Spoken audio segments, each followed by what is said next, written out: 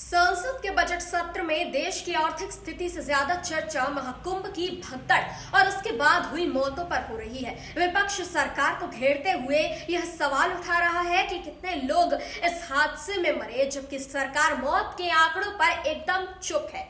29 जनवरी को प्रयागराज के संगम नोच पर मची भगदड़ के बाद सरकार और प्रशासन ने केवल 30 मौतों की पुष्टि की है, जबकि विपक्ष का दावा है कि इस हादसे में हजारों लोग मारे गए हैं और यह सरकार आंकड़े छिपा रही है। आखिर ऐसा क्यों है? आखिर क्यों छिपाए जा रहे हैं आंकड़े? आइए इस बात पर हम चर्चा करते हैं। सबसे पहली बात, उत्तर प्रदेश के पूर्व मुख्यमंत्री अखिलेश यादव के मुताबिक पुलिस और प्रशासन आज भी लापता लोगों की तलाश नहीं कर पा रहे हैं। उन्होंने आरोप लगाया कि सरकार सच को छिपा रही है।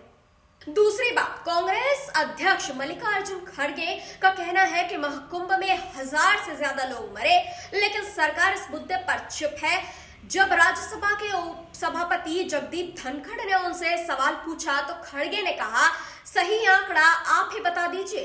तीसरी बात, राज्यसभा सांसद जया ने आरोप लगाया कि सरकार ने मरने वाले लोगों को गंगा में बहा दिया। उन्होंने कहा कि सरकार जनता के सामने सच नहीं ला रही है। चौथी बात, महाकुंभ में भगदड़ के मुद्दे पर सरकार ने केवल एक जगह पर हादसे की बात मानी, जबकि जगत गुरु शंकराचार्य अविमुक्तेश्वरानंद का कहना है कि 6 जगहों पर भगदड़ मची थी। उन्होंने सूचना का हवाला देते हुए सरकार पर सवाल उठाया।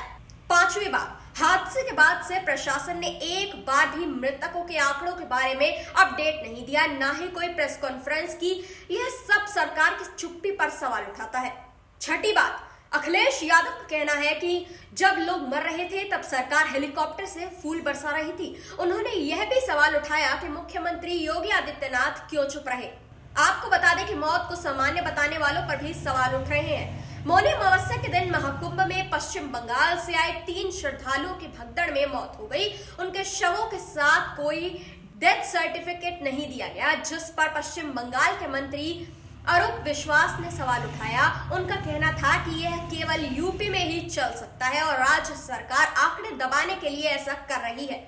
बस यही नहीं, इसके अलावा भी कई शिकायतें आई हैं जहां मृतकों के परिजनों से सामान्य वजहों से मौत लिखवाई जा रही है ताकि शव सौंपे जा सके। अब बात आती है कि क्यों उठ रहे हैं सवाल। महाकुंभ की तैयारी के दौरान यूपी सरकार ने दावा किया था कि 100 करोड़ लोगों को स्नान कराने की व्यवस्था की जाएगी। सरकार के मंत्री अन्य राज्यों में जाकर आमंत्रण पत्र बांट रहे थे, लेकिन जब मौनी अमावस्या का दिन आया तो स्थिति पूरी तरह से चरमरा गई।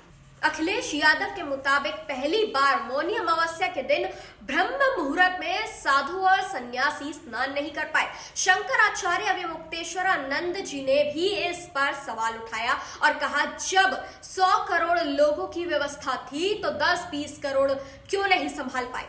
अखिलेश ने लोकसभा में आरोप लगाया कि सरकार ने प्रचार तो किया, लेकिन इंतजाम में पूरी तरह से नाकाम रही।